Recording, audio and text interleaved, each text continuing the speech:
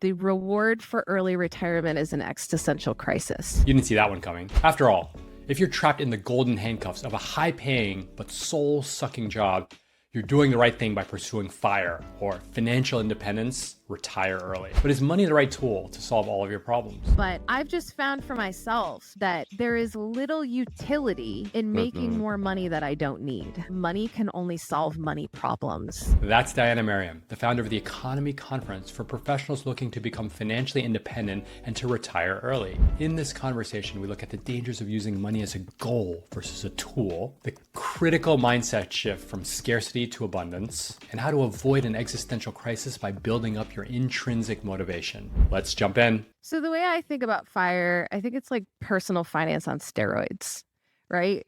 We're really not doing anything radically different than basic financial literacy. I think we're just a little bit more aggressive about it. So a typical financial advisor will tell you to save 5 to 20% of your income for retirement. When I was working, I was saving 60%. But I'm investing in my 401k. I'm buying index funds. I'm not doing anything like radical. It's just I had a higher savings rate. And so I just got there faster, right? Yeah. So it's funny because when you look at the FIRE movement in the media, it can be so sensationalized, but the financially literate among us would look at my story and just say, so what? She spent less than she earned. Like, what's the big deal? But I think the concept can be pretty agitating for someone that is perhaps struggling with money or is living paycheck to paycheck and looking for a way out. Yeah. So well said. It's like financial planning on steroids. It's like, I just saved more. And I would actually add, which I'm sure you would add, and you took advantage of the power of compounding, right? It's like when you save a lot and you take advantage of compounding, then cool shit happens. Hey, quick time out. If you're watching this video, you're probably someone who thinks deeply and intentionally about your career, about your life, and about your relationships. But sometimes you might find yourself in a place feeling stuck, unmotivated, or just rudderless. If that's you, we have a coaching program for people looking to make a bold pivot and rediscover their aliveness. Just check out radreads.co/coaching. Now back to the video. My reference on FIRE porn is really the mainstream media's portrayal of FIRE.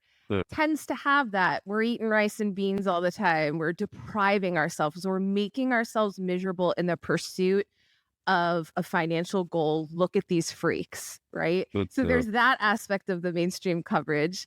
And then there's this other aspect of the coverage where, and I was even a part of this, where CNBC released a story on me that was incomplete. Right? If you're telling someone's financial story, it's really hard to do it in a 7-minute video, all the ins and outs of someone's personal finances. But when it's incomplete, it's just not accurate. I felt like my story was misrepresented.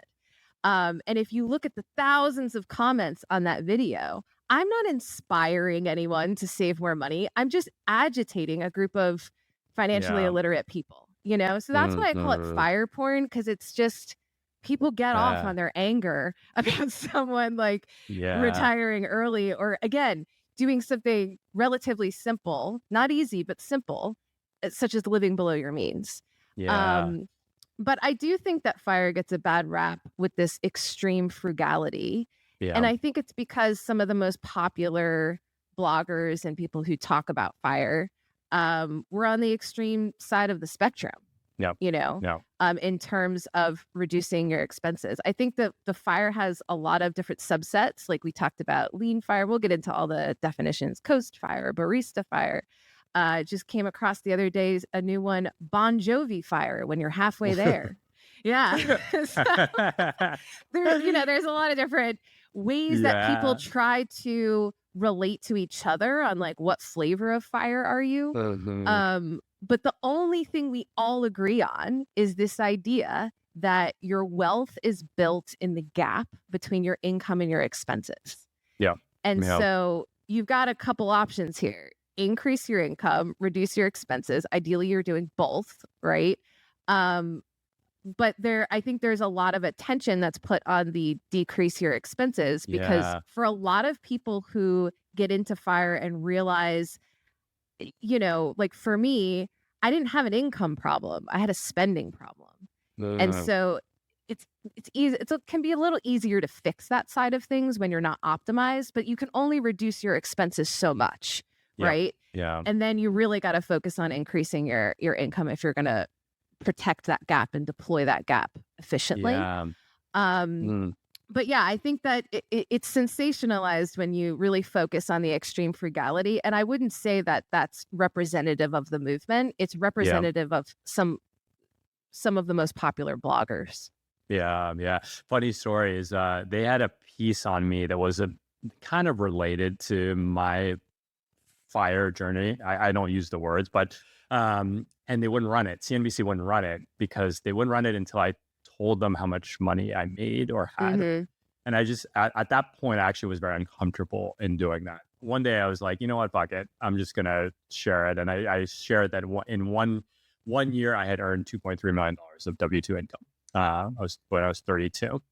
And they of course threw immediately after I Yeah. gave them, they ran it the next day with that number in that headline, and it went gangbusters. Like Yeah. that article, I'm sure you might have seen it in like different subforums, and it's like everywhere. I like don't read the comment. It is Yeah, a you don't read the can't. comments Well, article, and the thing but that's so sad, like I share I'm not like very secret about my numbers. My numbers have been out there. They've shifted and changed since like yeah, the last big thing came out on me. But the issue with sharing your numbers is that people will really they'll miss the point. It's like the point of sharing your story goes right over their head. They're so focused in on the details of your circumstances and your privilege or whatever it is. They miss the point that where you were able to find points of leverage or creativity in your situation. Like, I yeah, don't think anyone can copy my story. I yeah, don't yeah, like that whole narrative of like, look, I did it and you can too. What I'm able to do is demonstrate creativity on how I yeah, used my money to create a life that I really loved yeah, and that I just lived below my means and I had certain ways of doing that. That is the yeah, message is how do you get creative in your own situation, not just copy what I did, because then that yeah, leaves people to pick at, well, I don't have the same circumstances or skill sets or interests as you, so I can't ever be financially free. That you're missing the yeah, point if that's what you're yeah. getting out of it. Yeah. I love that. Well, could you say you've alluded to it? How do you share yours? What is your fire story? You know, you mentioned Sure. you had a corporate job. You were more on the spending challenge than income challenged side of things. Yeah. So I would say I spent my 20s largely financially illiterate myself. The only thing I knew about money is that I wanted to make more of it. Mhm. So I was very focused on like six figures before 30, Okay. which I was Oh, and where were you I living, was and in New what York City. industry were you? Okay, you're in Yeah, New I York. And was what living in New York industry? City. I'm sorry. What industry were you working in? I worked in brand extension and licensing. So think about a product like Welch's Fruit Snacks, right? Okay. Welch's doesn't actually make that. Another company like literally does all the work and then pays a royalty back Oh, to Welch's to use the name. And got it. so I worked at an agency for most of my career, kind of negotiating those deals, and then we managed those businesses day to day. And, I find myself at 28 years old, I had this 30th birthday kind of looming. And I ran a credit report on myself and I saw that I was 30 grand in debt. Now I knew I had debt because I was paying on credit cards. I had some student loans. I just didn't know collectively how much debt I had. And I was like, whoa, this is a problem, right? And so I started kind of researching personal finance stuff, trying to educate myself. And all of it had this tone of struggle to it. It's that Dave Ramsey, eat rice and beans and make yourself miserable to pay off debt. And mind you, I was having my 20s in New York City. Okay. I was spending like $2,000 to $3,000 a month going out and partying. This idea of like depriving myself for a financial goal was not that appealing. And Mhm. so I stumbled upon the Mr. Money Mustache blog, which Yeah. is the most popular blog within the FIRE movement. And I just like devoured this blog with a spoon. I read Mm, every single article and it blew my mind because what it made me feel like is I was wasting my privilege, right? Like, I mean, at the time when I first found this stuff, I was making like 80 grand. So mhm. I did get a big raise to 100 grand, like while I was in the middle of paying off debt. But it wasn't like I was making a ton of money, but I was making enough. Plus I was single. I had no kids. It was just me. So I Yeah. could really experiment with like frugality and scrutinizing every single dollar I spent. And I definitely went very far down the frugality rabbit hole, of just really trying to clean up my finances. I got out of that 30 grand of debt in 11 months. And then from there, I started saving and investing about 60% of my income. So it was a really hard left. Yeah. And, I was able to take a couple of months off of work, unpaid, to go walk the Camino in Spain. I did that for my 30th birthday. And then What's walking the Camino? so the I'm not Camino de familiar. Santiago, it's a 500-mile trek across northern Spain. 500? Yeah. So it took me 38 days to walk 500 miles. And it was Whoa. like a trip of a lifetime. Like most people that I met on the trail were like in their 60s, like traditionally retired, Wow. So to be So able badass. to do something like that, at 30 years old was amazing. I ended up moving from New York City to Cincinnati in 2017, that same year. Mm. And then just convinced my employer at the time to allow me to work remotely before it was the norm. So that was almost like a big raise, right? My cost of living went down a lot. Though Was I was that able... sorry, I cut you off. No, it's okay. What was that a money savings inspired? Because going No. from New York to Cincinnati is usually not a lifestyle, so to Well, speak, I decision. would say that that's a misconception because a lot of people think that I'm nuts. I'm from New to York go... City too, Right. so I'm biased. Okay. Well, I absolutely love Cincinnati. The reason why I moved wasn't really financially driven. It was more that, I had been moving every year in New York because, they raise the rents and roommate situations or whatever. And so I was going away for 2 months and my landlord wasn't going to let me sublet. So I was going to have to move again anyway. And I just wanted to like try something new. I had a friend in Cincinnati and I visited her like 3 times and I just liked it. Like it felt like time slowed down, but not in that maddening way that New Yorkers hate when there's no sense of urgency, Yes. And so I Well just said. liked it. And it's clean. People are really nice. Cool.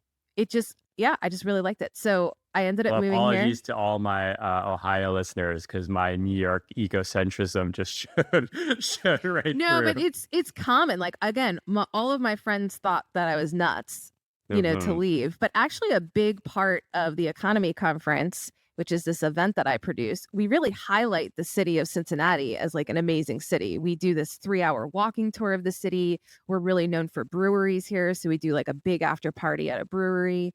There's a lot of, I've gotten some criticism of like, can you do the conference somewhere else? Like, why does it always have to be in Cincinnati? But then people will come here and they've never been here before and be amazed by it. So Well, you got me excited to come check out Cincinnati. good. I've never been to the state of Ohio, so. Well, there's a first for everything. So yeah. Side note: do you know that Ohio is now a Gen Alpha? So like I have a 10-year-old. Ohio is a slang word now. Okay, so It's like explain that's this to Ohio. I don't know because she's at the age where I'm just annoying when I ask like for definitions of slang words. I have to go on TikTok and stuff, but I think it's like a synonym for weird, but I'm not totally clear on that. So please, no one quote me on that. I just had lunch with some fire friends that came in from Seattle on vacation with their kids for 2 weeks in Ohio because their kids wanted to come to Ohio. And I'm at lunch with their kids who are around that age. And I was asking them, like, why Ohio? And they just wouldn't elaborate. Like, it's some big secret of the kids with the kids. So, like, what's going on in Ohio? I don't know. There you go. We have an 11-year-old, so I'll have to ask him later. Oh, cool. Yeah, maybe he'll fill us in. Yeah. Okay, so I interrupted you. You moved from New York to Cincinnati. Yes. So that's just kind of a part of my, my opening up financial bandwidth in, getting out of debt, saving and investing 60% of my income. It almost just like gave me more courage to take risks and ask for things that I probably wouldn't have asked for if I wasn't, didn't have that kind of financial security. And I would say that I largely liked my career. It was a cool creative job. It fed my ego. I had an office in the Empire State Building and all these celebrity clients. And, it it was a great job for a period of time. However, I got a new boss the last year I was there, and it changed everything. And I also found myself in a pretty discriminatory environment. So when I started at the company 9 years prior, it was, women founded and run with 5 offices around the world. Well, they were acquired and it turned into a big boys club. And slowly over the years, like, I didn't even notice this, but all the women were like fleeing the company.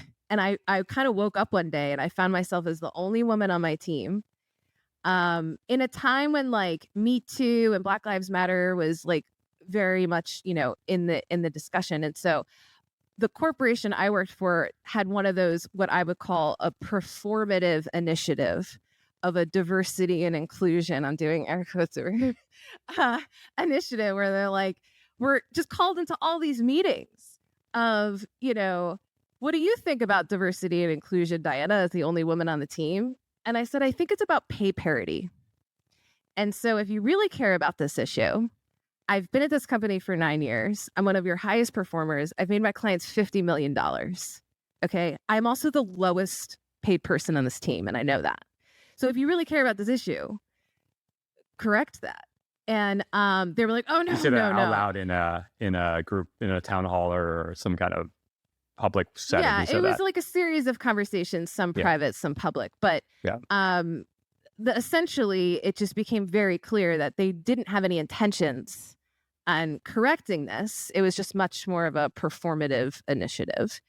And when it became very clear to me that I was being held to a much higher standard than my male colleagues, I felt like I needed to leave.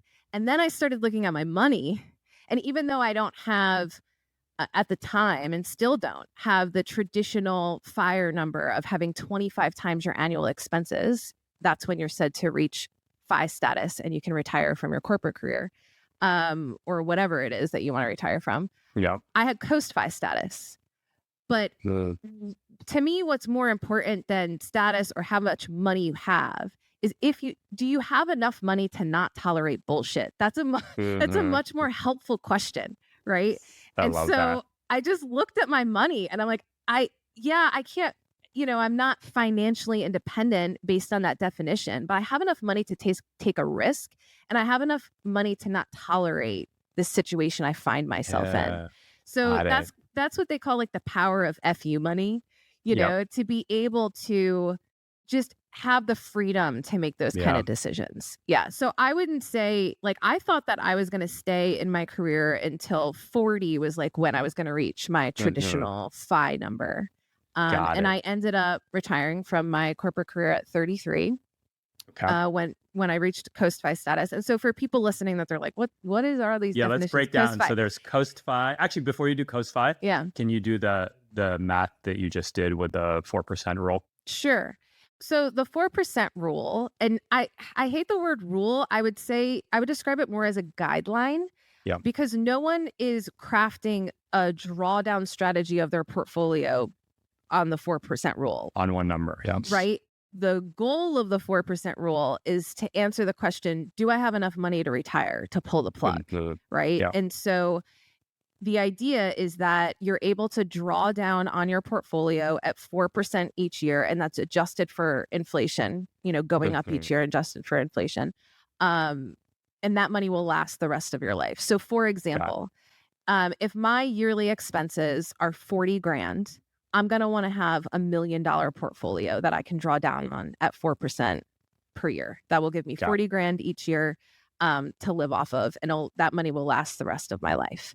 So that's traditional. And then just to add to that is another way, I think of it more as the 25 times rule, which is how much money. So example I've shared with my audience, our spending is about 300 a year, which I was like, keep me out of any FIRE conversation, right? Living in LA.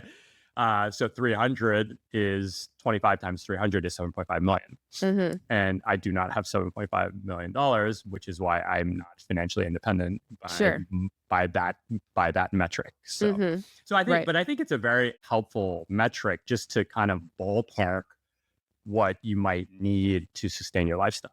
I like Absolutely. that framing of Especially it. when like you think of the financial planning industry and people like Susie Orman who are like, you're going to need $10 million to ever retire. Like, no, a lot of people are able to retire on $1 million, Yep. right? Yeah. And so what I like about the FIRE movement is it, from a practical standpoint, it's really trying to help you answer that question of how much is enough. Yeah. Yeah. Yeah. So that's the 4% rule also for the nerds called SWR, which is what it's simple withdrawal. Safe withdrawal rate. Safe withdrawal rate. Yeah. Mm-hmm. The other term that you use is COST-FI. Yeah. Explain that one. So when I think about FIRE, I think about this kind of spectrum. And there are milestones along the way to get to that 25 times your annual expenses that opens up some financial bandwidth as you reach. So for example, I would say like your first step is debt freedom, right? Especially like not your mortgage, but like high interest consumer debt. That would be a milestone. Saving an emergency fund would be a milestone. I say FU money or peace out money for the polite among us, as you know, that's kind of like a supercharged emergency fund, right? You've got like 2 years of expenses pretty liquid and accessible. Beyond that is this milestone that I would call COST-FI. And what that means is that you've basically front loaded your traditional retirement savings. So I have enough in my investment accounts where if I don't touch it and I don't add even one more dollar, it's going to grow to what I need at 65 when I start drawing down on it. So it's essentially like you're front loading your retirement savings and you're letting compound interest do the rest of the work for you. And what that allows you to do is to kind of take your foot off the gas much earlier than 65 so that all you really have to do is cover your yearly expenses until you start drawing down. So that's basically what I'm doing. I am not drawing down on my portfolio, and my expenses are so low because I live in good old Cincinnati that that I'm very easily able to meet my expenses on just a little bit of work. Yeah, I love that.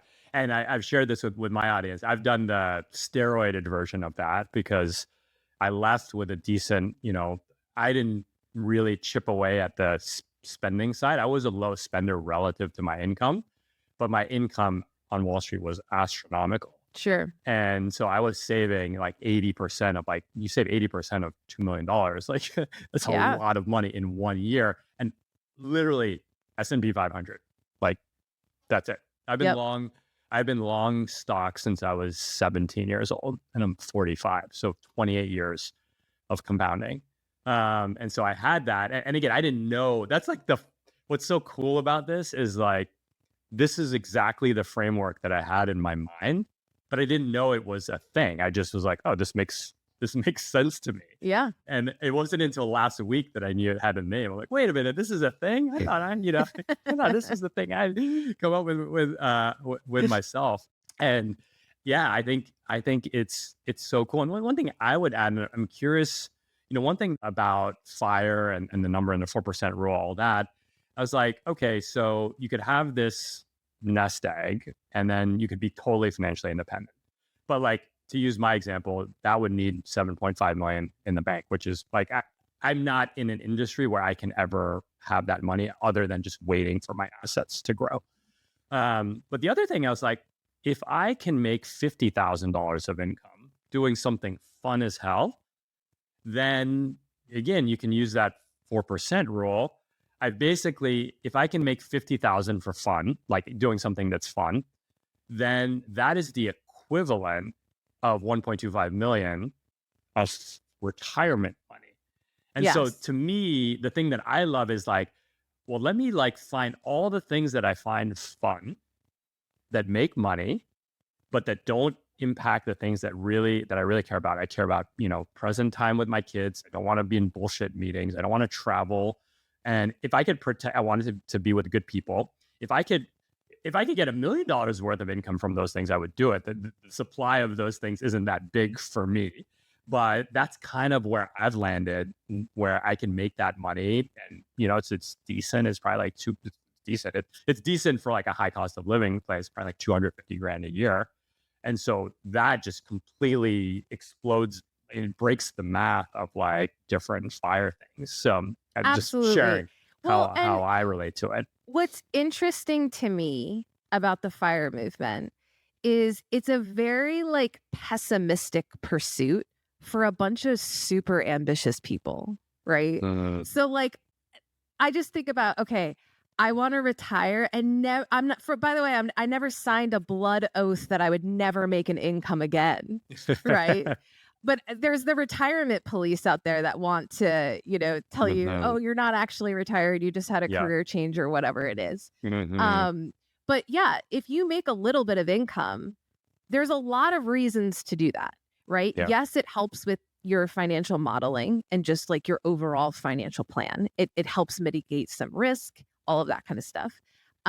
Also, the tax code favors business owners. So just Yeah. from like a tax optimization standpoint, even if you don't care to make much money, like I don't make an income from the economy conference, but it Yeah. pays for my health insurance, it pays for my Mhm. phone, like all of a sudden, Yeah. all of these what would be personal expenses are now business expenses.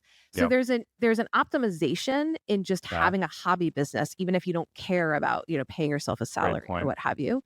And also you got to do something with your time, right? Mm. So Yeah. I think that there's this misconception in the fire movement, or people are drawn to fire because it's like, ooh, I hate my job, so let me just retire early and that will solve it.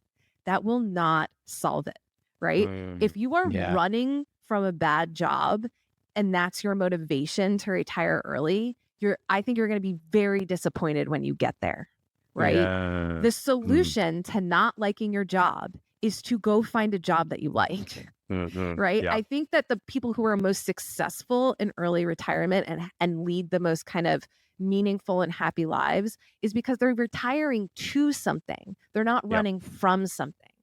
And so, I think there's this again misconception, Yeah. people who are attracted to the fire movement, that like if I had more money it would make me happier, or if I Yeah. reached this fire number it would give me this sense of security to start living my life differently. But Mhm. the reality is that money can only solve money problems. Yeah. And I Yeah. think we're asking our money to do a lot more emotional labor than it's capable of when we're putting that kind of like reaching my fire number is Yeah. there's going to be unicorns and rainbows and everything's going to be Totally. different. If you are Totally. miserable now, you will be probably more miserable when you retire, because Yeah. now you have the curse of too much time on your hands, Mhm. right? Yeah. I'm so glad you said that, because I think, one of the issues that, this is the Examine Life podcast. And so there's a personal commitment to what it means to lead an examine life. And if you just look at the guests, we have guests who talk about fire, we have guests who talk about relationships, we have guests who talk about marriage, we have guests who talk about polyamory. We talk, like it just, what are the different constituent parts of a life well lived, of which money is, money punches above its weight, especially in kind of Western consumer capitalist societies.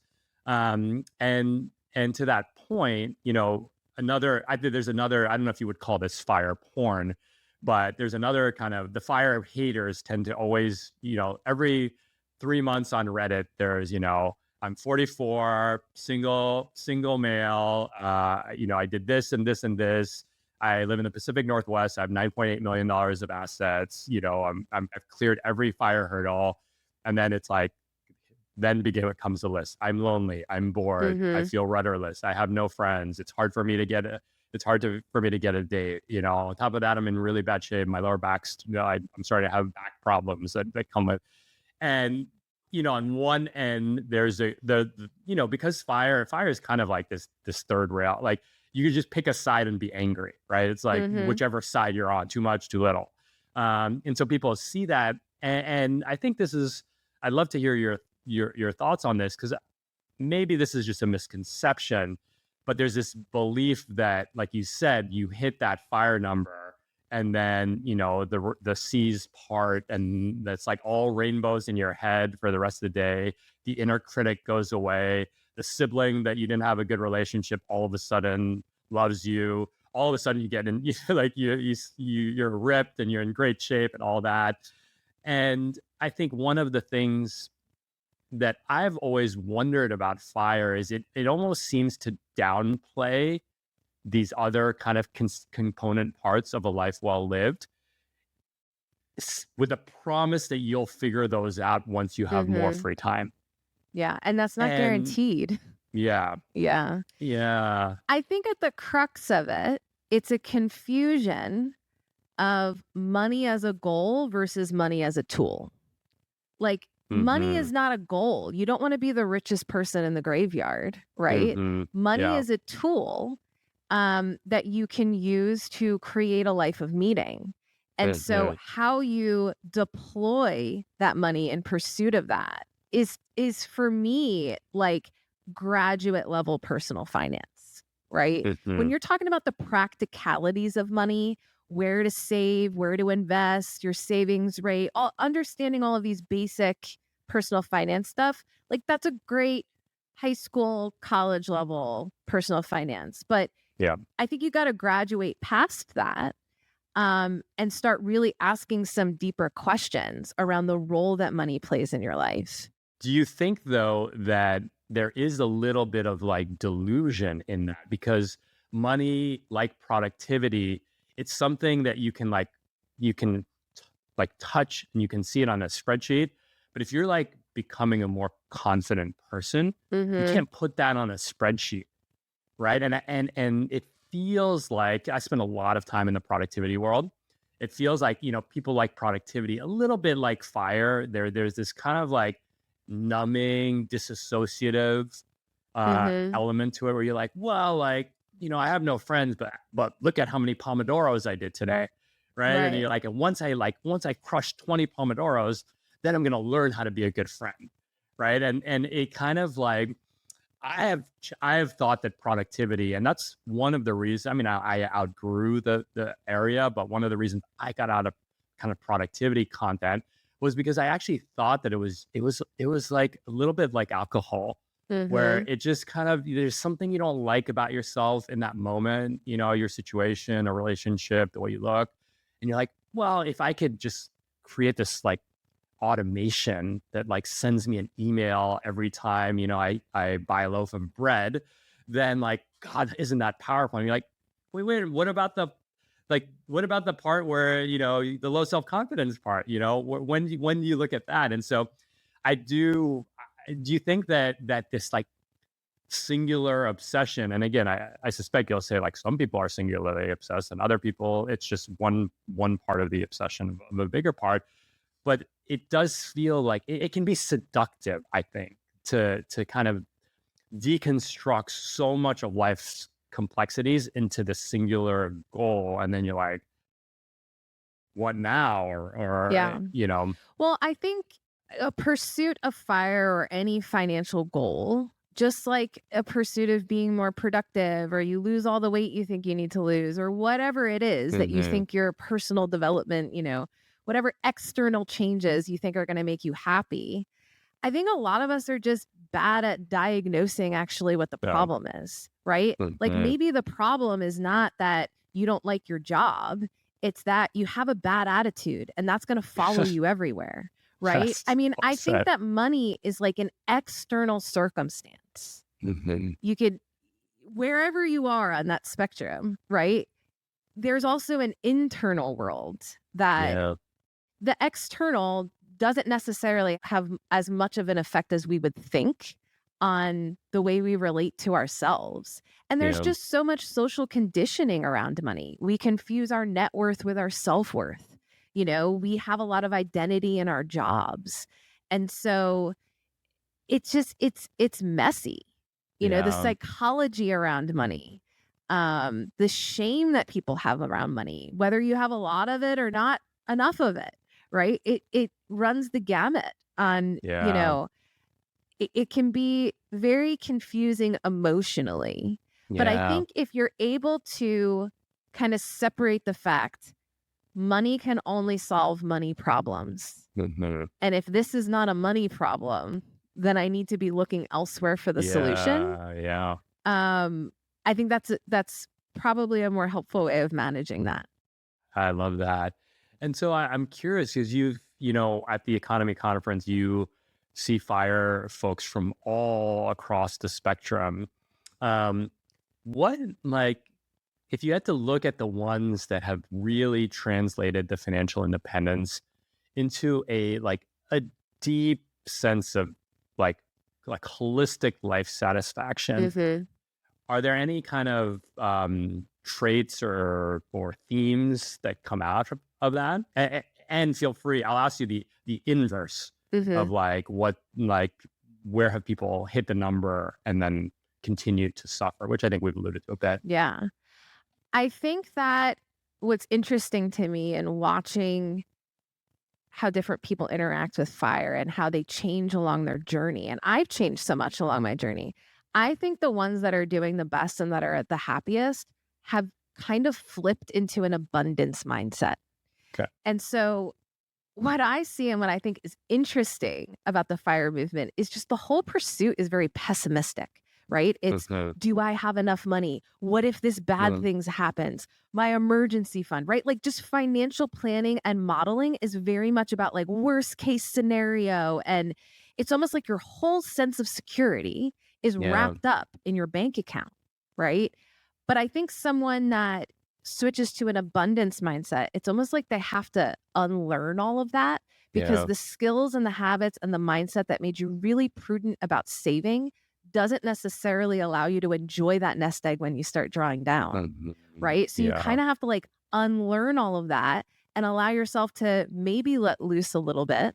But also recognize that your sense of security is not just in the money in the bank, right? Because money is this like impersonal, dispassionate tool that you could lose it all and go bankrupt and still figure it out, right? Your sense of security is in your intellect, in your community, in your skill set. Like, again, people are like, oh, it's so risky for you to retire from your corporate career at 33. It's like, yeah, I made my clients $50 million. Do I really think that I can't figure out making myself more money if I really needed to? Right? I think most people who are attracted to FIRE are fairly ambitious people who are incredibly talented. And so this idea that you wouldn't be able to figure it out or that you're taking this big risk by walking away from an employer is kind of laughable. But when you have a scarcity mindset, again, having more money feels safer. I know. There's a quote like, more money is always better, less money is always worse. And that like leaves you in this treadmill of pursuing more. But to go back to this unlearning of scarcity, because so in my coaching practice, it's a lot of what I call post-financial. It's like FIRE, like true, it's not even FIRE. It's just like more money than multiple generations will need. And still, like FIRE folks, oftentimes the people that get there, it's because they're workaholics, they're maniacal about some certain element of thing. They're meticulous. They're very self-sacrificial in many regards. And what I've found with many of these clients, so it's proxy-ish to the FIRE movement, is that it's actually extremely hard for them to unlearn. Like I've spoken to people with $50 million, you're talking about, and like, reasonable spending at that level for that level. And they like stock market goes down 3% and they're like, they're just paralyzed. And so I'm curious, how have you seen people unlearn that pessimism and unlearn that scarcity? So FIRE people hate when I say this, but you can never know with 100% certainty that you have all of the money you will ever need for the rest of your life. Again, it's like that scarcity mindset. You want that sense of security, that sense of certainty, but it is an unknowable thing.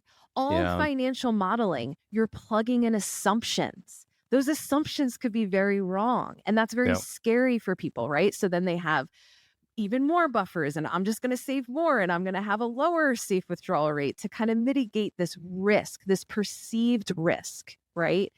I think the way that you overcome this is you have to be willing to be comfortable with uncertainty. That's just a life skill. That's a life skill. And especially when you, because people will feel secure in their corporate career. They'll feel secure with their employer. I've been here a long time. They're loyal to me. I'm loyal to them. That is completely imagined, right? Yeah.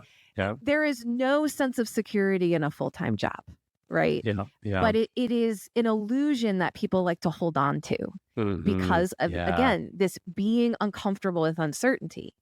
I don't like, I've done my financial modeling and I reached COHORT status and stuff. That's built on a lot of assumptions on what I think my expenses are going to be in 30 years. That is an unknowable thing. It's unknowable, right? But there's enough, you know, I'm not throwing out financial planning and financial modeling. There's a lot of benefit to that. But if it allows you to actually make a change, right? There's a lot of people that get stuck in looking at the numbers and they get stuck in what we call one more year syndrome. Yeah. You know, where they think, well, if it was just a little bit more, then I'd be willing to make a change. And that's not the issue. For most people in that situation, there is no amount of money that's going to make you feel safe. This is the inside job, right? Of becoming comfortable with uncertainty and recognizing that your sense of security is not in your money. It is in, again, your relationships, your skill set, your intellect, your sense of humor, your ability to network, right? Like, if the worst thing happened and a black swan event wiped out all of my money, I feel confident that I have the skill set to rebuild it. Like, that is much more solid ground for my sense of security. Yeah.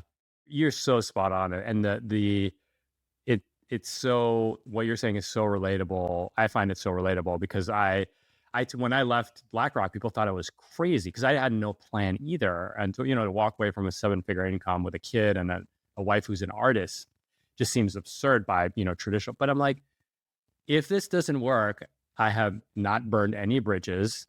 I'm a likable person. I was in the top, 5-10% of my field. Like, that's not going to go to 0. It might go to top 20, right? I'm like, and my roots and my network are in New York, which is where my skills are the most valuable. So, like, there was so many things. I'm like, that's not risky. In fact, what I would tell people, and people don't like to hear this, but this is what I felt. What I would tell people is, like, the riskier thing for me is to have a 1-year-old that sees their dad going through the motions of life just for a paycheck. That seems like 100 times riskier. Yes. Then, like, oh, you might have to get a job at a 2nd-tier bank that, like, you'll be kind of embarrassed because you worked at a 1st-tier bank and your hours are going to be shitty, because you're like rebuilding your, social capital. Right. Like, that's my worst case scenario. Like, I have fucking life insurance. Like, if I was hit by a car, like, even then, like, there would be an emotional component to that. Sure. But financially, it would be fine. Right. And also, even if that were to happen, let's say we're both too optimistic and in 10 years, we both have to go back to work because we miscalculated or whatever it is, right? We had one of those black swan events, but I still had 10 years of autonomy over my time. Yeah. Right? Most people aren't going to get that at my age, right? At a certain point on that spectrum of those financial milestones, your risk will flip from running out of money to running out of time. Yeah. And it's up to you to kind of discern where that line is.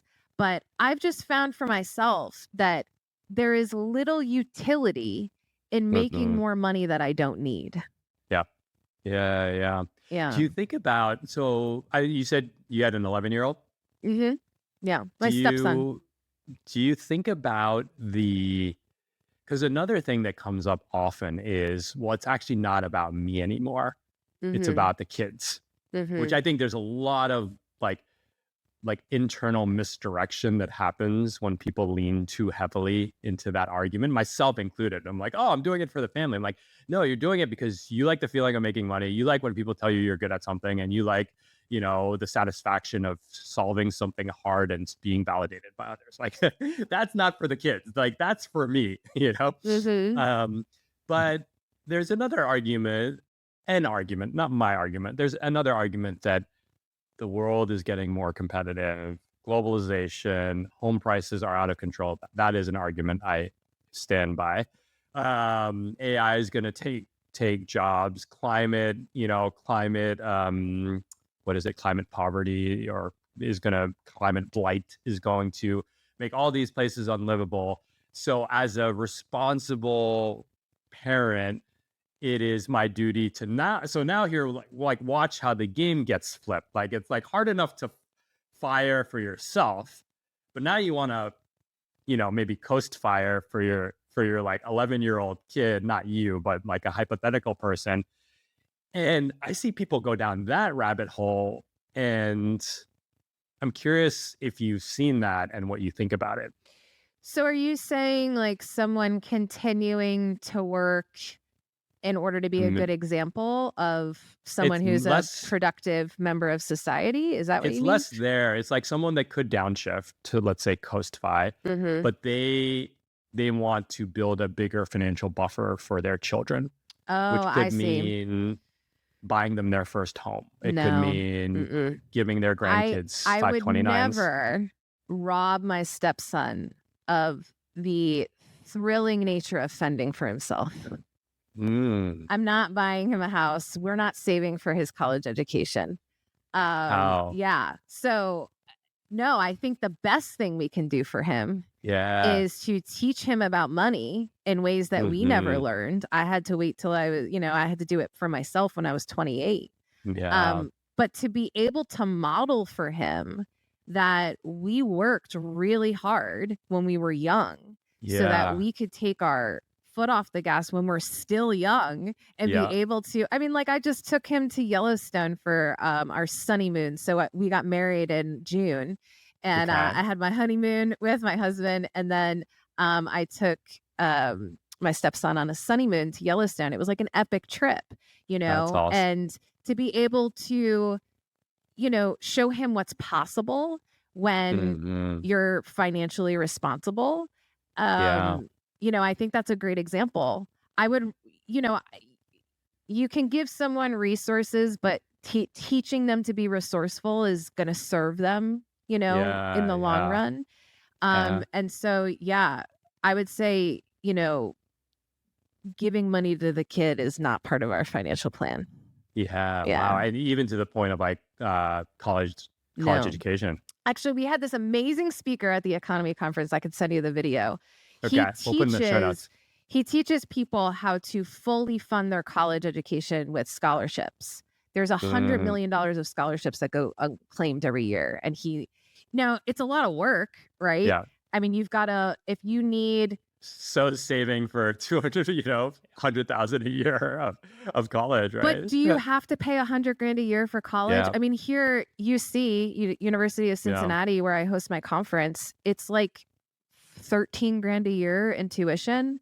That is so doable. You live at home. You know what I mean? Like people have this perception that they wouldn't be able to pay for it on their own. But to me, I think teaching him about return on investment and making sure he has some skin in the game.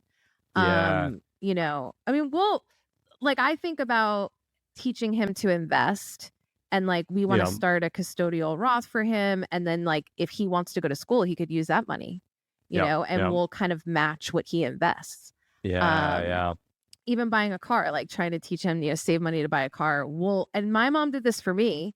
She matched what I saved. When I was 16, I saved $3,500 from working as a lifeguard and in a pizza shop and all that. And then she matched it. And I was able to buy a $7,000 car at 16, Yeah. I've spoken to people, and this is wild, but I've spoken to people that have 8-figure net worths, and they're so scared of the future world for their children that, some of the factors that they are like pedal on the metal because, they need the 8 figures for their own retirement and their own lifestyle.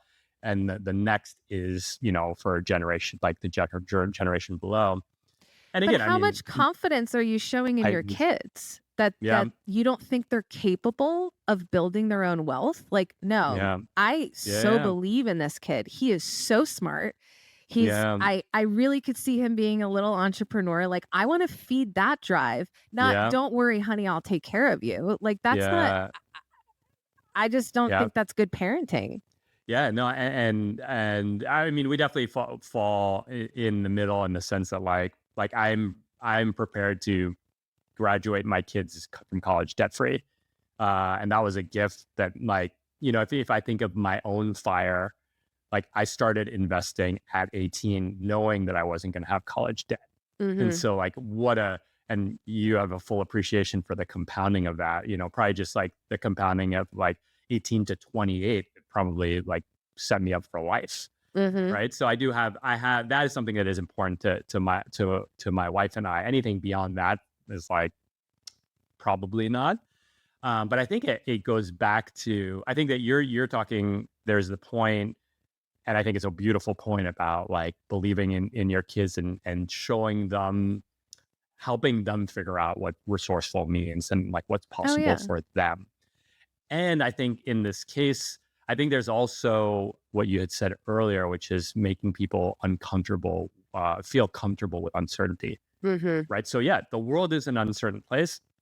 I feel like if you did a survey of like, is the next 50 years uncertain, like across time, everyone would say like, yes, so like feeling uncertain about the future is probably just a humanity thing, not like a climate change in this moment thing or cell phone thing or so on.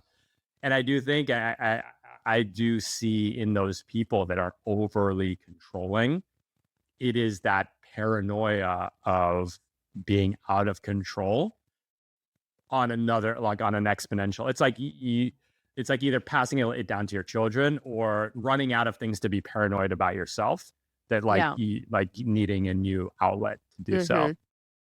But yeah, it's like it's amazing, and I'm sure you see this on the people on the FIRE end, where you can just get stuck in, you can become a prisoner to the number, and that's the furthest thing from freedom, which is like the thing you set out for in the first place.